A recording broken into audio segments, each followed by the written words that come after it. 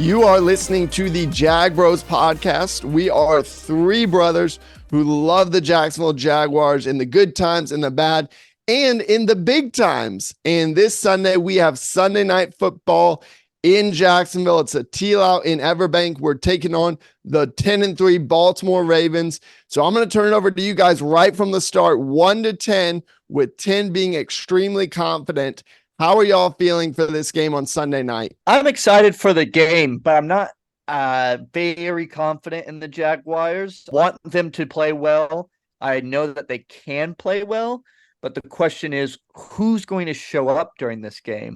Is it going to be the team that turned it around in London and won 5 in a row and could have beaten the Ravens? Or is it going to be the same team that we've seen after the bye that's 2-3 and is just not playing well and is kind of clunky?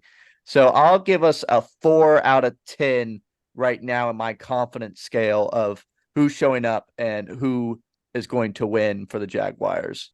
The NFL is a week-to-week league, and literally anything can happen in the NFL. And look no further than what happened on the Monday night football games, right? We saw a terrible Tennessee team pull off a shocking upset over Miami, followed by the fact that a Green Bay Packers team, which is super hot, just beat the Chiefs the week before, turn around and lose to the Giants.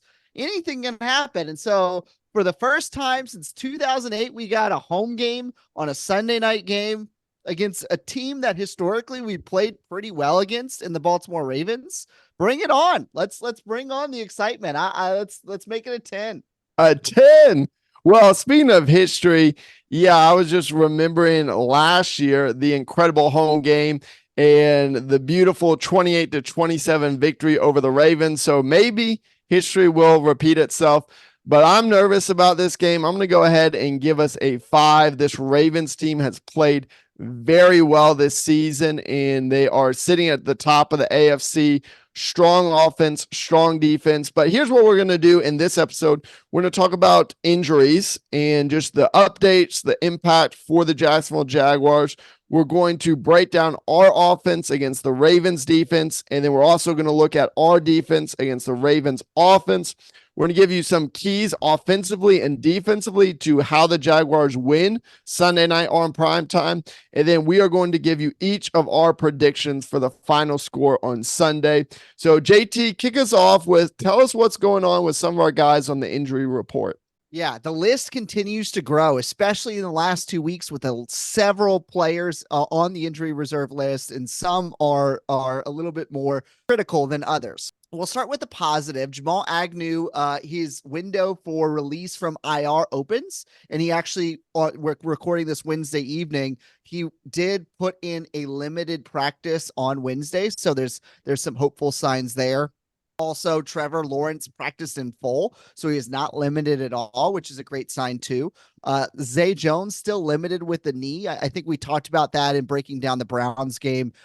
He did not quite have the same level of separation that we've seen at times in the past. ETN also was limited. Also good news, Ezra Cleveland did practice some as well. There seems to be some soreness. And also, again, we're recording this Wednesday, but it seems like the groin injury that Cisco hurt in the Bengals game, and we're talking about his play on against the Browns. I think part of that may be because he's still suffering from that injury. He was actually did not practice on Wednesday, so he's trending in the wrong direction at this point. Same with Tyson Campbell. So there's a very good chance that we're going to be playing a lot of backup guys in the secondary. And then finally, Walker Little, because there's so many injuries to go through, did also have a limited practice on Wednesday. Christian Kirk, of course, will continue to be out this weekend. But if we can get back Agnew, if we can get back Cleveland and some of these other guys, I think those would be massive guys. The only other one other person to call out, Trey Herndon, who suffered the concussion in the Bengals game. I would expect him to play this Sunday. Yeah, absolutely. And as always, we say, watch these because several of these will be game time decisions.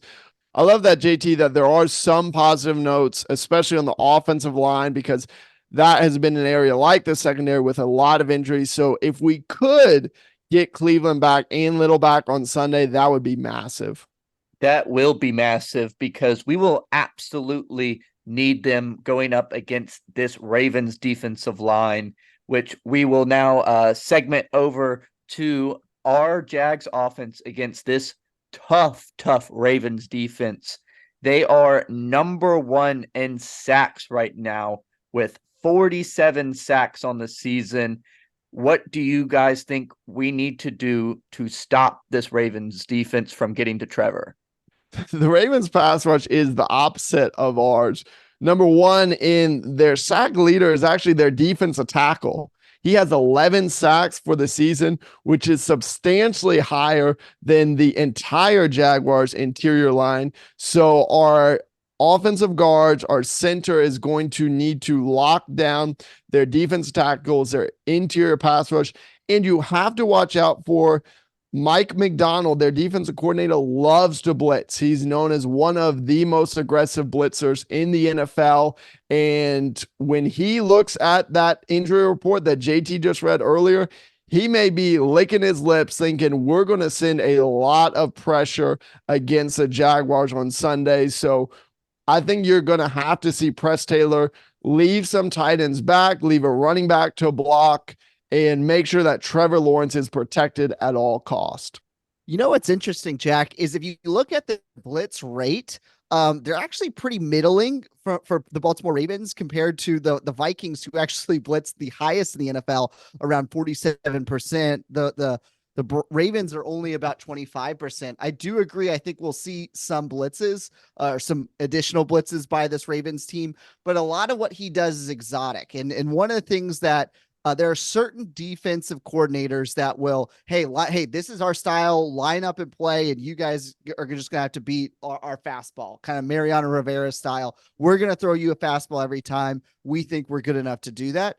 He is somebody who will actually scout out the other team and really create a game plan week to week, tailored to the specific defenses, or excuse me, the specific offenses that they play. So he's very well respected. And if you look across the board defensively, they're number one in yards per play. They're number two in points per game. They're number two in red zone. They're number four in passing. They lead the NFL in sacks. They're really top five in pretty much every single category except for the run. They're a little bit middling, which it doesn't matter because the Jaguars can't run the ball anyways.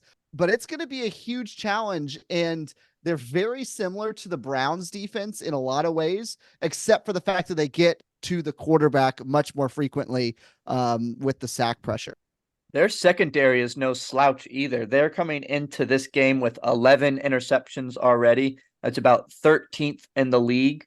And they have one real star on the secondary, Geno Stone, who has 6 of their 11 interceptions just himself. So Trevor's going to have to watch out for that safety, Geno Stone, because he seems to be a ball hawk looking to pick off Trevor. JT, you brought this up earlier that it seems like the only potential weakness is against the run. So you look at the Ravens, they're 10-3, and you look at those losses or even the games where they've struggled defensively, such as last week against the Rams, and typically the other team has had very strong games on the ground. So last week, Kyron Williams for the Rams, who's looking like a beast at a young age, he had 114 yards on the ground. You look at that Browns game in week 10 that the Ravens lost, they ran all over the Ravens with 178 yards on the ground. And then their loss against the Colts in week 3, Zach Moss goes for over 120 yards on the ground. But you said, JD, I don't know what you do with that, because the last 4 out of 5 games for the Jaguars, we have not gotten over 81 yards on the ground. So does that even matter that this could be a potential hole? Do you think we run the ball a lot, or is this going to be another game like last week where Trevor Lawrence throws 50 passes? Yeah, I mean, you're exactly right. The formula is to be able to run the ball. The formula is to let to keep up with the Ravens. They've been scoring almost 30 points offensively every single game. And the games that they've lost, it's the Browns when they scored 33 points, and the Ravens actually scored 31 in that game. The Colts, it was a game in the play to the 20s. The Steelers was actually a fairly low scoring affair, but look, it's a team that can score and score quickly, and it's a team that is used to taking a lead in the first half and just being able to ride that out. And so I think offensively, it's going to be critical what we do in the first quarter to keep the game pressure on the Ravens the entire game. Yeah, there's going to have to be a way that we figure out how to start up this run, whether it's going back to the Wildcat. We had a little bit of success against the Browns with that, or some way of getting Travis Etienne just right outside the tackle instead of sweeps, doing maybe some counters. I don't know, but the run offense has to get started, and it can't be the traditional way because we get our offensive line just gets absolutely blown up, and it's going to go for negative yards if we try to run the traditional up the guard or center, and we're just not strong enough to move any defensive line, especially the Ravens defensive line.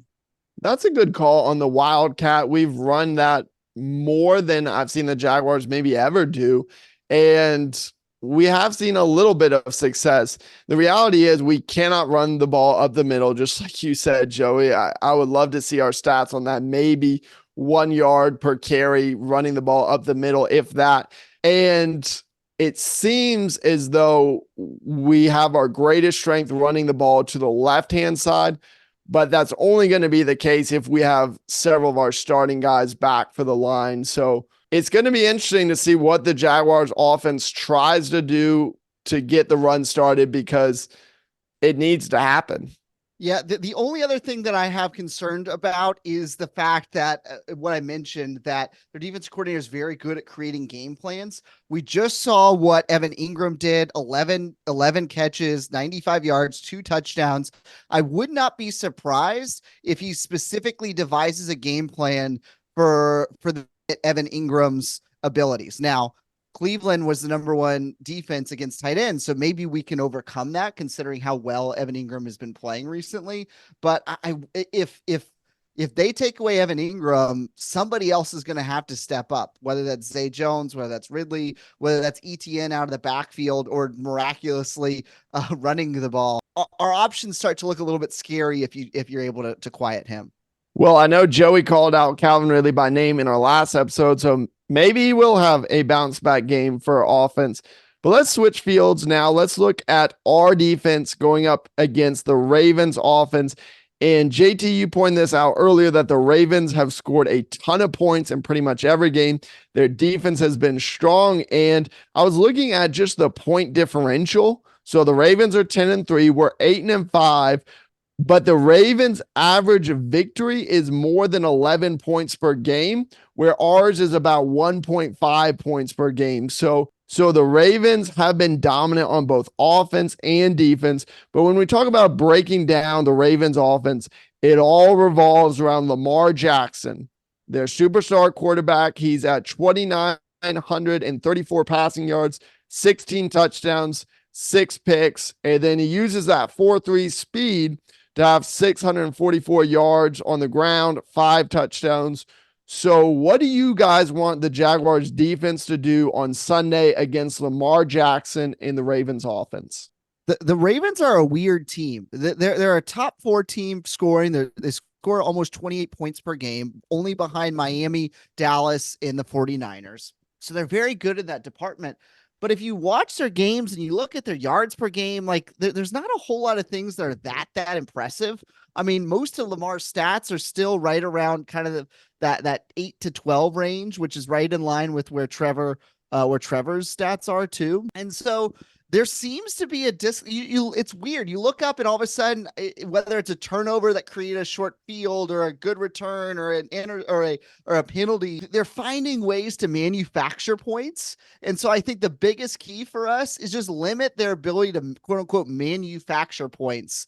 I think that will go a long way. We have to stop the run. They are a running team first with pass secondary. They've gotten a little more into the passing lately with Gus Edwards hurt, but they are still first in the NFL rushing per game with 157.1 yards. And they're also very good on third down percentages with a 42.7%. We have to be able to get them off the field on third down. We cannot let them continuously make drives last longer than they need to. We need to get our defense off the field and have the offense on the field as much as possible. So third down defense is also going to be imperative during this game. That's a great call out, Joey, because this is what makes Lamar Jackson so dangerous. When it's that 3rd and 3, 3rd and 4, 3rd and 5, and he rolls out of that pocket. He's a big guy, 6'2", 210, 215, and he's fast, and you've got to watch out for the run or the pass because he's averaging over 5 yards per carry. And so that's what makes it dangerous, and his ability to elude tackles. So when I zero in on that third down conversion, how do the Jaguars defense slow Lamar down? How they slow down the run? It comes down to tackling. And I think our defense has been fantastic for the first about 10, 11 weeks. And then these last 2 or 3 weeks, we have been really bad. So if we have any hope of slowing down Lamar, slowing down this offense, we've got to be really clean, really crisp, really sound in our tackling. Yeah, I one thing I do want to point out about our defense this year that has never really been done with the Jaguars in years past is I think our defense is pretty good against mobile quarterbacks this year. We did really well against Anthony Richardson when he was coming out during the first game, running the ball a lot. We were able to get him to the sideline and get him out of bounds. We kept Patrick Mahomes from running the ball a bunch in the second game. And we also kept Josh Allen from running the ball too much as well when we played them, the Buffalo Bills. So I'd like to see how we stack up against Lamar Jackson and keeping him in the pocket. I think we've done a pretty good job against mobile quarterbacks. Yeah, and Lamar Jackson and Josh Allen, neither one of them are running as much as they used to too. So while they obviously can hurt you, I agree with you. I think we've done a nice job, and I think part of that is because of our edge rushers, right? I think Trevon Walker and Josh Allen have done such a nice job at holding the edge. Josh Allen really the only person that's getting the pressure at this point consistently. But either way, it's taking out a dangerous thing, and the fact that they don't have Mark Andrews this game will only help us too. Yeah, so without Mark Andrews, who's their number one target from a passing attack, you're going to look at a couple other options for Lamar. You have rookie Zay Flowers. He's actually their leading receiver with 673 yards, 3 touchdowns. You're going to see OBJ out there. He actually is their number 2 wide receiver right now. And then in place of Mark Andrews, you'll have Isaiah Likely, their tight end, who had a strong game last week. So those are, from a passing standpoint, from a coverage standpoint, the 3 guys you really have to watch out for.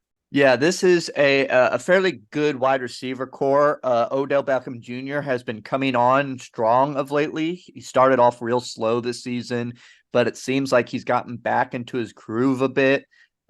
He's kind of the opposite of Calvin Ridley, who started off fast and has really kind of slowed down, and it's opposite. Odell Beckham started off slow, but has sped up. He realized that this is a really good Ravens team and he needs to perform, and he's done that. So our secondary is in for a bit of a challenge with him playing well. Zay Flowers, or really good rookie, is playing well with over 673 yards, as you said, Jack, 3 touchdowns, averaging over 10.5 yards a catch. This is going to be a little bit of a challenge for the secondary, and especially since we're banged up back there too. A challenge for sure, but like we said at the beginning of the episode, anything can happen in the NFL. And so, guys, we've tried to break down this game. And one of the things that we always want to do is give keys to the game, both offensively and defensively, that, hey, if the Jaguars do this, they're most likely going to win the game. And so, Jack, take us first. What are the keys to the game on the offense, defense? And if you want to sprinkle in a little special teams, do that as well. I just don't love this game in so many ways. I desperately want us to break the 2-game losing streak. And you're right, JT, the NFL is week to week. And if we can somehow get a win on Sunday night, a lot of the past mistakes are going to be forgiven because we're going to be sitting in a much better spot with great momentum into the final 3 games that each of them should be very, very winnable. But how do we find a way to win on Sunday night offensively? My key is Trevor's got to be Superman. Trevor has got to have a game where he is significantly better than Lamar Jackson, which is going to be a challenge because Lamar Jackson will probably have a pretty strong game. But as I was looking at and thinking about the game last year against the Ravens, should we go out and win 28-27? Lamar has a strong game, about 250 yards. He doesn't have a good completion game, but Trevor Lawrence has a fantastic game. He's 29 for 37, 321 yards, 3 touchdowns, no interceptions. I think he's going to have a game at that level, if not a little bit better. And then defensively, I think we need to have a very strong first half. Whatever that looks like, I think we need to keep the Ravens to single digits, whether that's 1 touchdown or 3 field goals. We need to keep them to under 10 and have the lead going into the half. I like your statement about starting strong on the defense in the first half. I'm going to take it a little further and say we need to have a strong first drive on defense. We were killing it at the beginning of the season, not letting anyone score on us on the first drive. And I feel like the last 2 games, both of them ended up scoring a touchdown on the very first drive. The defense needs to set the tone quickly on the first drive and either get a 3-and-out, a turnover, or something to start this game off with the defense starting strong. And then offensively, a huge key, I'm going to put it on one body part. It's going to be Trevor Lawrence's ankle. He's going to need to be able to move around during this game because the offensive line will not be able to hold that defensive line of the Ravens very strongly or very longly. So he is going to have to be able to move around and extend plays because he's not going to have that much time back there. And it's going to all rely, hopefully, on his ankle and it being strong because he's going to have to move around and extend those plays. Jack, you stole my thunder. That game last year was Trevor's breakout game. 3 touchdowns, over 300 yards passing. He was fantastic. We obviously win the game with a gutsy decision to go for 2 in the win at the end of the game, which paid off there. It was a massive step for us in the early part of our win streak going into the playoffs. And so, look, that we talked about the formulas there. I think ideally you could say, well, ETN gets 125 to 150 yards, but realistically, that's not going to happen in the state of our running attack. I also agree with you, Jack. I think Trevor needs to have 325 passing yards and 2 touchdowns and no interceptions. Like that I think we have to have in order for us to be able to win, because that means we're finishing drives. It means we're holding the ball. It means we're moving the ball against this Ravens defense. And if we're able to do that, I feel really good offensively about us being able to put up enough points to potentially win. On the defensive side of the ball, look, we've seen it week after week after week now, and it's these massive big plays, a blown assignments or a missed tackle here or there where teams go for 35 yards and oftentimes end up with a touchdown. And so for me, it's going to be limiting those big plays. I think against the Texans, I gave us 1 play of 35 yards or more. This one, I'm going to have to say 0. We can have 0 plays of 35 yards or more against this Ravens team. Make them earn every single yard, every single first down, every single score. And really, if you're going to play more of a bend, don't break defense, you can't bend, but then sometimes break type of defense, or else we're going to be in trouble. And one more key potentially is going to be, JT, you were calling out earlier in the injury report, if Jamal Agnew is out there, I think you may need a big return from him on Sunday to potentially put the Jaguars over the top against the Ravens, because we're going to have to do what it seems like we haven't done all season, and that is play at our absolute best on Sunday. All right, predictions time. Last week, I predicted a loss, which I was thinking CJ Beathard was going to be quarterback. I probably switch it knowing that Trevor was going to play. And you guys predicted wins. Obviously, neither one of those things happened, and we were way off on the score predictions considering the lackluster performance our defense put up and our offense playing slightly better, at least from the scoreboard perspective. But all right, what do you guys got? What's at 11 o'clock Eastern on Sunday night? Who's winning this game? I'll go first because I don't know that it's going to be over by 11 o'clock Eastern because I think this is going to be a high scoring game. And look, I've been negative on this game pretty much most of the episode, and I actually have in my notes the final score of the Ravens 35 to the Jaguars 24 because I just don't like this game. But hey, this game is going to be 8 days before Christmas, and miracles can happen.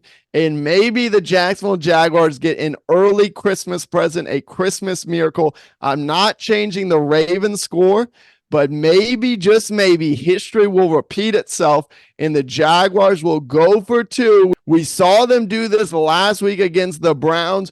Maybe they go for two and take that win. Trevor Lawrence is fantastic, and the Jaguars leave on top. My official prediction, forget the notes, Jaguars 36, Ravens 35, Christmas miracle in Jacksonville.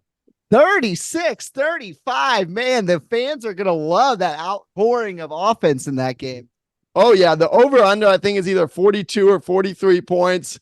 I think it's going to be substantially higher than that. Well, I'll go second, and then Joey, you can wrap us up. The Ravens have won 7 out of last 8. Vegas has them 3.5-point road favorites. And to your point, Jack, is a 43 over-under. I certainly like the over in this game, especially how the Jaguars defense has been playing lately. And I think the offense is not going to be playing as bad as they played on the Browns, especially in front of their home fans. I think Trevor does it. I think this is finally the moment that Trevor builds on some of the momentum we have. He gets on the same page with Ridley and Zay Jones. They both have huge games. And I think the Jaguars pull this one out 27-24 with a last-second field goal by McManus to redeem some of the critical misses he's had at times this year. And look, it's time. Good teams don't lose 3 in a row, including a home game at night. It's time. Let's go out and win one for the fans and win one for this team. Hey, that would be a big game for us defensively as well, holding them to 24 since the last 2 games against the Browns and Bengals against backup quarterbacks. Both of them scored over 30 points. But Joey, it's your turn. Is it going to be 3 for 3 Jag Bros Jaguars victories? We want to hear 56-0 Jags. I'm not as delusional as I was that weekend. I realized the mistakes that this Jag teams have been making. This has been the hardest game for me to predict. I've been going back and forth. This is a home game, which is a negative for the Jaguars, but we're also on a 2-game losing streak, which means that we're playing desperate. I think that's actually a plus for us. I don't think that we'll want to come out and lose a third. We're going to be fighting hard. I'll see a lot of effort, and I think that's going to be very good. But the Ravens are also coming in hot, and they have a very good defensive line, which is going to go up against our crappy offensive line. So I've just been going back and forth, and I think that's how the game's going to go. It's going to be touchdown. It's going back and forth, and they get a stop, we get a stop. They get a turnover, we get a turnover. It's going to be just back and forth, and I have it 31-30.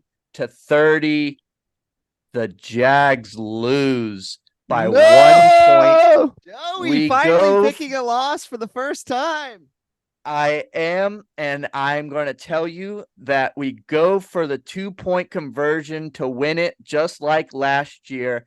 And Trevor Lawrence throws it to Calvin Ridley, and he drops the game-winning play, and he is run out of Duval after this game. No Christmas miracle. No Christmas miracle, Christmas nightmare, and its name is Agent Zero, Calvin Ridley, the disease that seems to be on this Jaguars team.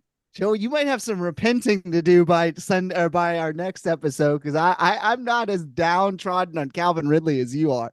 I am very willing to give him an apology and Christmas wishes if he can come through next game against the Ravens. But if he shows up like he has in the last 2 games with misread routes, dropping touchdowns, and just not giving effort, then he is on the naughty list and is getting cold this Christmas. Hey, maybe Trevor is listening right now and he's going to say, okay, I'm not going to throw it to Ridley. I'm either going to run it or throw it to Ingram on that play then.